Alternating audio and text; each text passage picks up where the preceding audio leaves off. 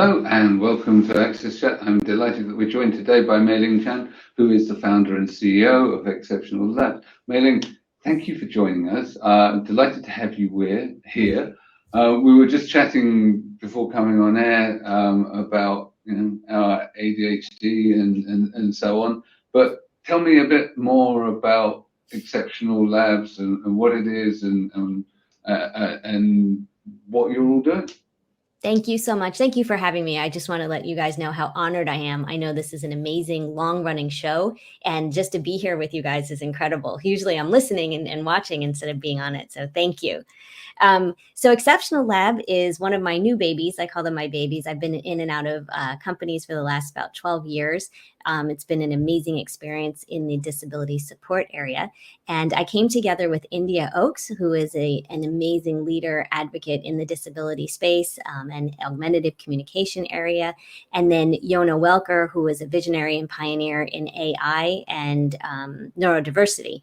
And the three of us looked at all of our talents and relationships and things that we do. And we said, we really want to do something together. So we started thinking about doing an accelerator program specifically for disability-focused entrepreneurs. So you don't have to have a disability, but in that space of universal design and inclusivity. And when we started doing that, that was back in January. And as you guys all know, the investment environment and community kind of tanked, with the whole business things and startup investment. So we kind of put that on hold, but we still wanted to create something together. And so we decided our first offering would be the Xceptional Alliance's Epic Online Accessibility Event. And I give total credit to Yona Welker for being the architect of this, because he has put together a couple of amazing online events like hackathons for women in Saudi Arabia and Dubai, and he's just incredible with it. So when he came up with, we can do 10 sessions, 50 presenters, and this new idea of doing roundtable discussions instead of long form presentations, I was like, what? I've never heard of this. But my background has been putting together professional communication and education. So I've done that with a couple of my companies. And so I love this space, and reaching out to all of our colleagues and people who are, we call them change makers, right, in the disability community, has been an absolute joy for me. And so that's what we're doing. It's coming up on October 20th. Excellent. And yes, we saw Silicon Valley Bank take down a lot of VC capital and suck the oxygen out of some of the sort of investment vehicles. That said, disabled talent and unconventional talent has always found it exceptionally hard to attract investment and VCs, even in times of relative plenty. So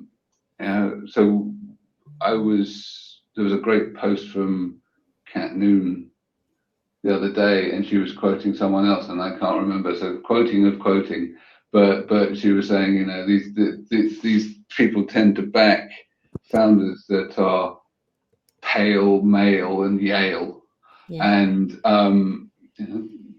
people that are unconventional, that are not pale, male, and Yale, also have great ideas that can be turned into viable businesses. So I think that the intent is great. Let's hope that the market bounces back. I'm sure that there will be a recovery. But in the meantime, acting as a convening space seems like a really good way to start, bringing some of those people together. Deborah, I see you have a question. Well, one question I would say, I was going to make the same comment as you, that no, the tank did not fall out for the disability community investments in January. It's always been this way, unfortunately. That's one reason why Billion Strong is focusing on entrepreneurs with disabilities as well as others. So I think often our community doesn't really understand the right way to talk to these funders too. So we'll see as our industry continues to mature. But one thing I wanted to ask you, Mai Ling, is that you have some letters in your name, and I know not everyone understands what the different initials are. So I was wondering if you could just, first of all, let the audience know what CCC-SLP means. And you talked about it already for a second, but I just want to let you do that first. Sure. So it is a certificate of clinical competency in speech language pathology. Cool. Just in case people didn't know, I think that our speech language pathologist, our occupational therapist, our physical therapist are the unsung heroes of well, I really do, of our community. I know that the difference that they made in my daughter's life, especially when she was young, but it was interesting as our relationship changed with these therapists as well, she's now 36. And so I just want hats off to the industry. I think there's a lot, we're seeing more and more speech therapists, physical therapists, mainly speech and occupational therapists coming into our space. And I really welcome them because I think they're playing such an important part, especially with all this new language stuff we're doing with AI, which is very interesting as well. I recently learned there's a new title in AI. I'm sure there's a whole bunch of new ones, but conversation starter. I want to be a conversation starter. There's a new position. You can be a conversation starter with AI. So anyway, but how do you believe being a speech therapist sort of influenced how you're looking at the community? I know you also are part of the community just like we are, but like Neil and myself with ADHD, but I'm just curious how you think it influenced you. Thank you so much. That is exactly the reason why we're doing this event is we want interdisciplinary, interprofessional practice. And as a speech language pathologist, it's all about communication.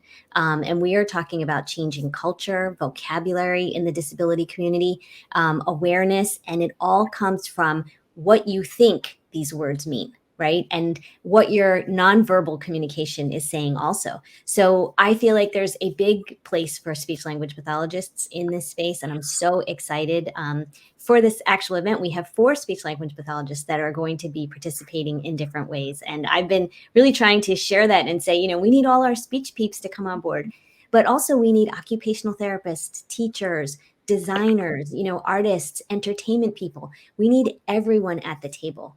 And how are we going to make change is to communicate and in whatever form. And that's the best part about accessibility, right? Using sign language, being able to chat, being able to read the captions.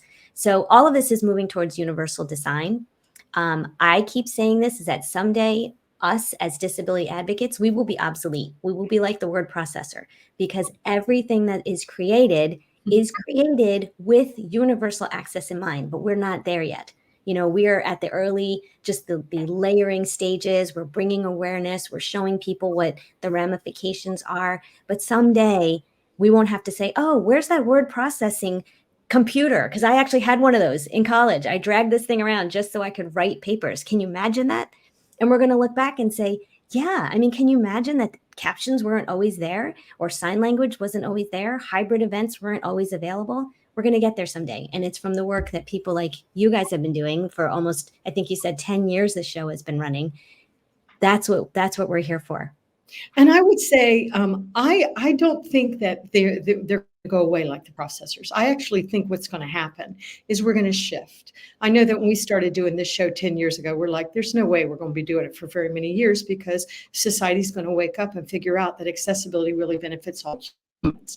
But I think that instead what happens, especially with like using our speech language therapist, is I do not think they're going to go away. But I think that what they're going to be able to do is do their job so much better.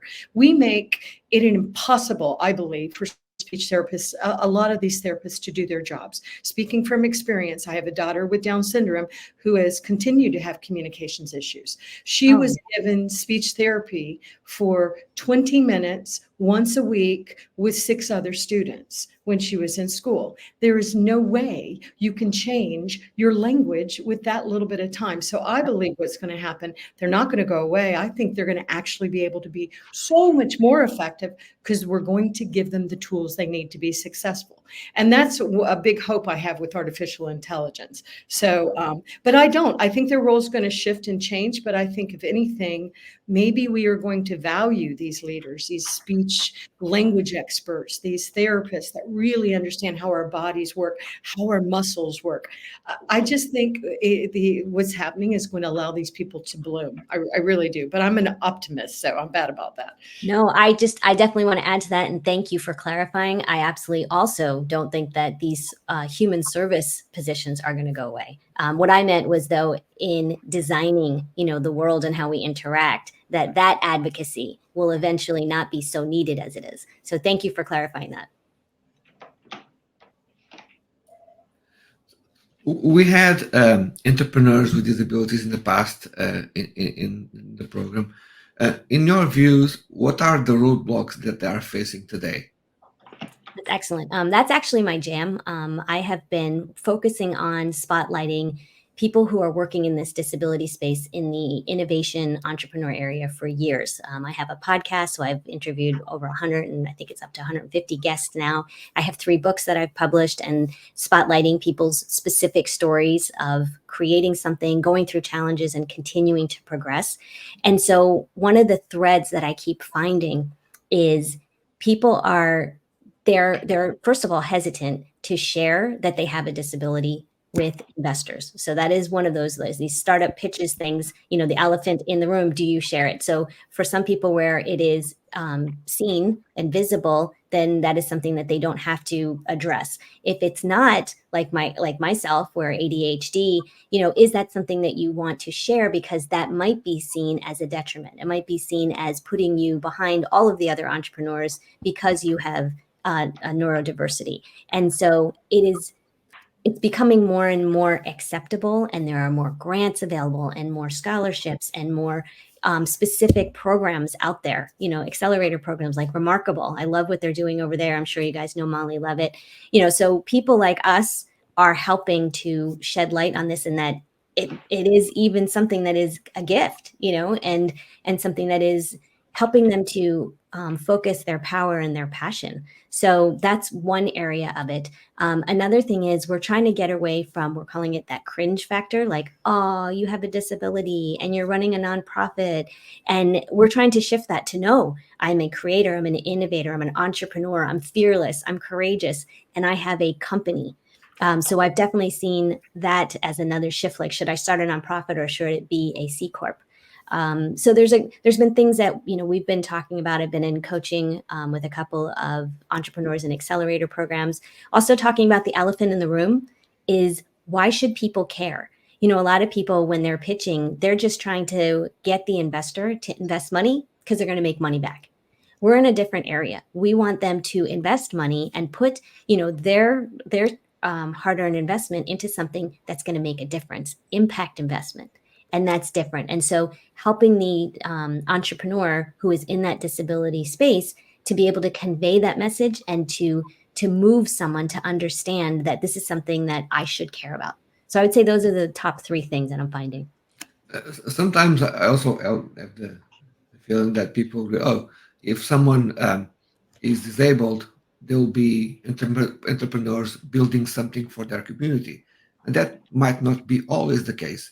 How do you think we can also address that perception, that bias that exists, that people with disabilities should build stuff just for them and not for the larger communities? Right. And so I'm finding that we're using words like inclusive design, and we need to be more simpler about it. Obviously I'm a wordsmith. I love language, but to get to the general population and for them to understand, we need to show them how this is going to affect them and how it's going to help them or their families. I'm even finding that with this conference. We're working on accessibility, and people don't know what that is. And I just started learning about urbanism. I didn't really understand that until my 27-year-old son sat me down and said, Mom, living in the suburbs, you're really sucking all of the resources from our taxes. And I was like, what? So, it's our responsibility to educate, and to educate, obviously, the entrepreneurs also, in that you are not just creating for this specific disability. You are literally creating because anybody can use it, and it will increase their quality of life and access and all of this. So I think it's education. Excellent. And I fully agree. I think there's real value in delivering inclusive business. Deborah put in the chat that people don't disclose because they might not get funded or might not get hired.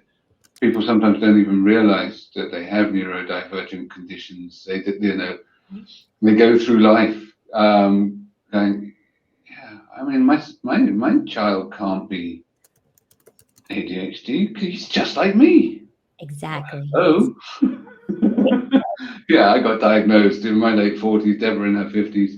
And then it's going backwards up my family, It made sense all of a sudden. Yeah. Oh. Yeah. So, but I also think that that there are different. Impact investors are very different beasts to standard VCs. But as one of the things that I'm really interested in is making disability inclusive businesses really profitable, because I keep repeating this, but I see no problem making good money from doing good things. In fact, I think it's incumbent upon us to make good money from doing good things. In fact, more money than from businesses that do bad things. Yep. And when we manage to flip that over, then it has a massive effect and impact on society. So I'm with you. Not everything can be a charity all of the time. It shouldn't be, because that doesn't self-sustain. We had that a great chat with Kurt Yeager a couple of weeks back, maybe a month back, where he's also looking at business and finance and repeatable business as a way of increasing the representation of people with disabilities in media, rather than just pointing and saying, put more disabled people in your films. Yep. It's so I think that this is really important, and Antonio's I think got a comment on that too. I believe we're talking. I believe that VCs also hide their disabilities. Right. So it's also, I'm in a position of power, so I don't want to look at someone vulnerable as an investor. But what I wanted to ask me is that sometimes even entrepreneurs with disabilities, they might be in a vulnerable situation. They might be receiving benefits. They might be afraid that if you go into an entrepreneurial journey, they might lose some of the benefits.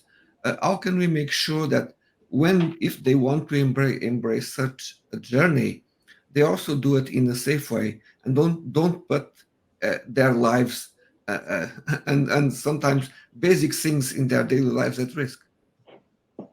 Absolutely. It's a great question. And there are starting to be amazing free resources available now. So I'm going to plug the National Disability Institute.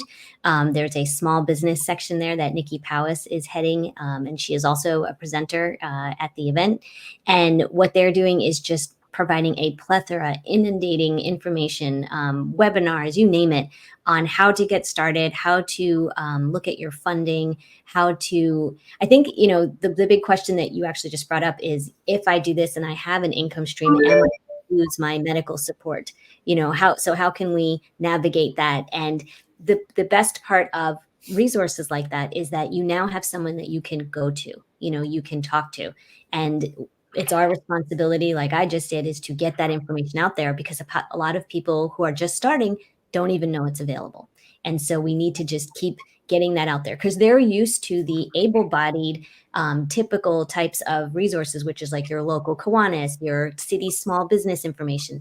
And those places are not as equipped, obviously, to deep dive into the nuances and the niches of a person with disability who is starting up a company. And so we just have to keep making sure that these freely and wonderful available resources, that they know how to get to them.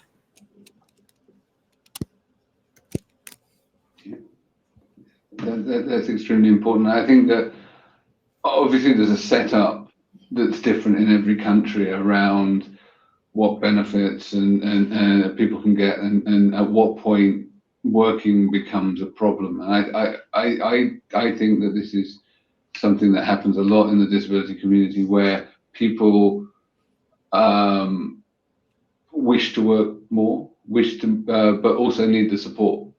And it's a really difficult area to get right in terms of policy, because we know in the UK that the government has pushed extremely hard to get people off benefits and into work, possibly, and that was controversial. And on the other hand, in the US, there seems to be this trap where people are, can't work because the benefits are going to disappear. So these systems are almost entrapping you.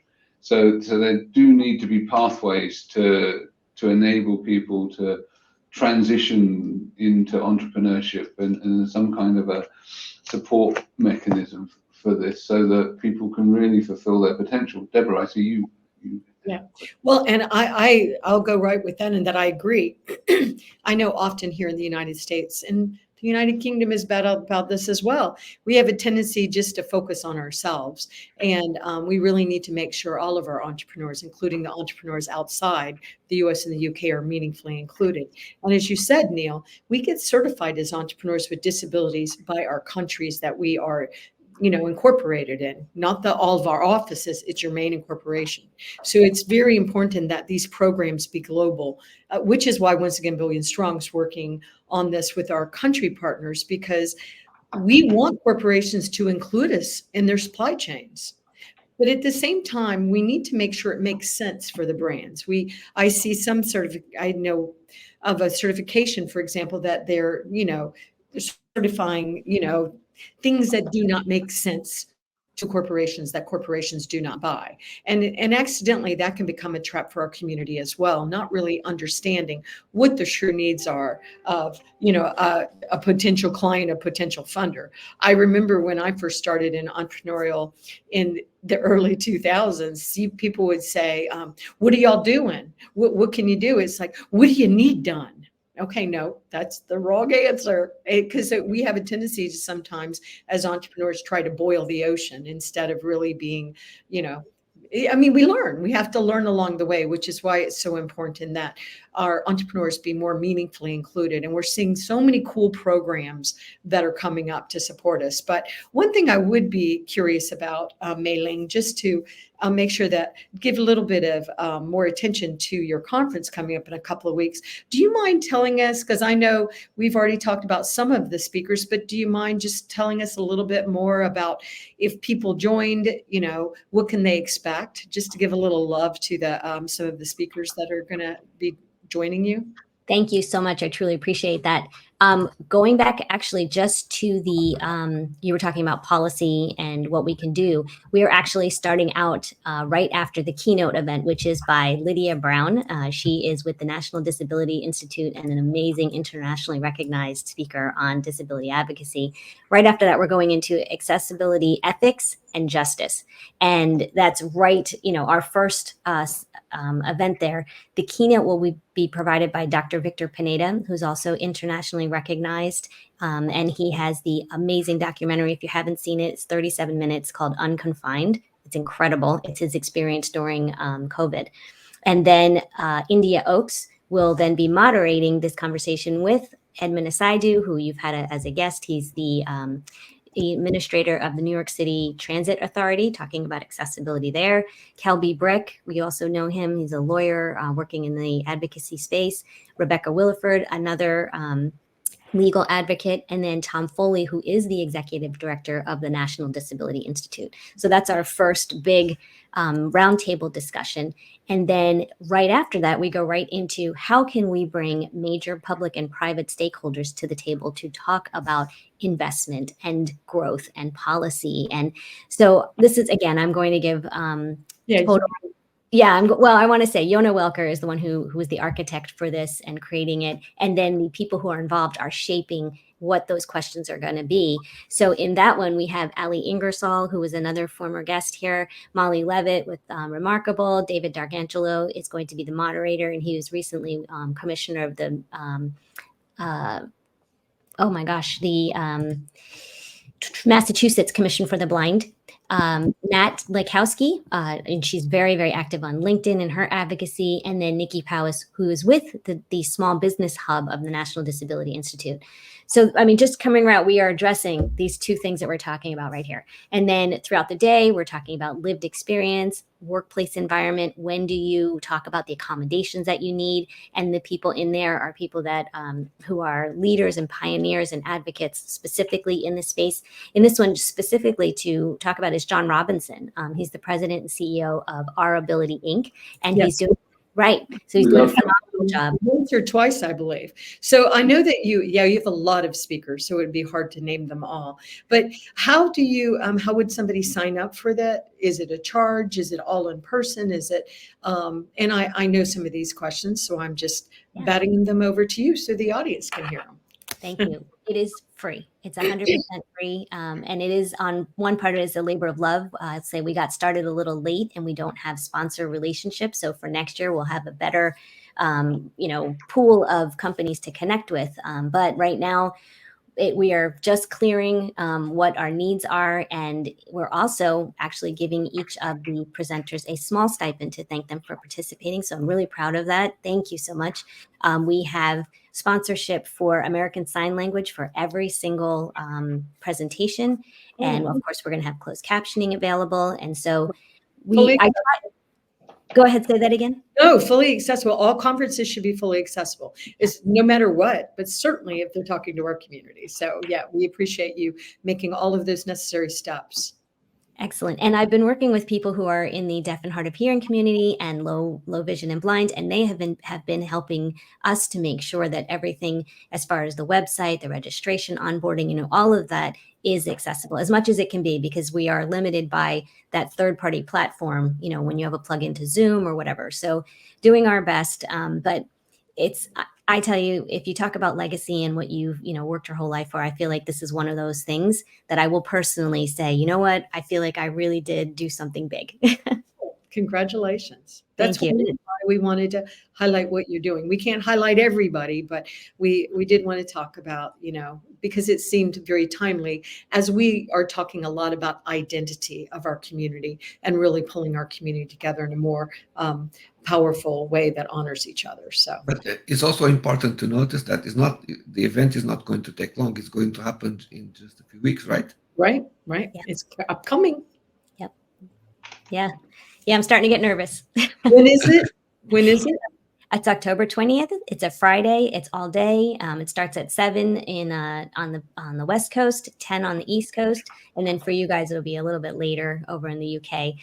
Recordings will be available, and that's for people who choose to be a part of the community. But it's only $19.99, so I feel like it's a nominal amount, and that'll be for access to all of the recordings, the chat transcripts, and the what is that called when you're like, oh my gosh, help me word finding when you're talking and the words come up. Closed caption. Captioning, not closed, or just captioning. Captioning. Yeah, you don't say closed or open. We just caption now. Captioning. Thank you. Yeah. I know. I have brain freeze. We get that. Yes. So how would somebody register? What is the URL to register? It's exceptionalalliances.com. Okay. Excellent. And I like the name Alliances, right? Because this is something that all of us on this podcast right now believe wholeheartedly in, is building bridges and bringing people together, because it's all too often that people go off and do their own thing, and it's about that community again. So Thank you for including that in your very naming of what you're doing. And also, Neil, people are so bad about thinking they're doing something for the first time. Nobody else ever thought of it. Nobody's ever done it. I hear that so often. And it's like, let's take time to celebrate each other, but also celebrate what everybody else is doing. We duplicate things. I think sometimes people are influenced by the clickbait of the news headlines. There's always someone that is the first. I know. They're the very first person that thought of this. It's like, okay.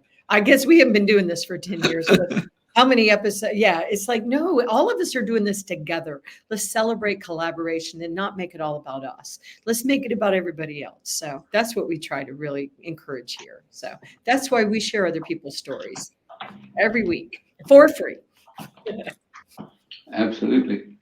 Exactly. We appreciate our sponsors. So yeah, but that's what helps keep it free. Right, so thank you, Amazon, and thank you for years worth of support from My Clear Text with all of the captioning.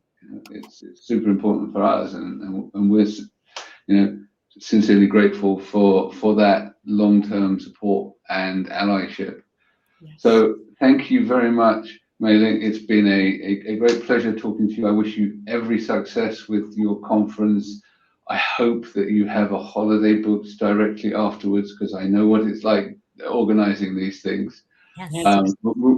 I once got talked into running 6 simultaneous in-person events for Global Accessibility Awareness Day in different cities around Europe.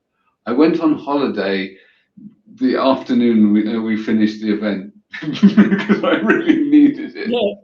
And It's exhausting. I'm very wary of the guy that persuaded me to do that, and any more bright ideas he comes up with. So I wish you all the very best. I'm sure it'll be a great success.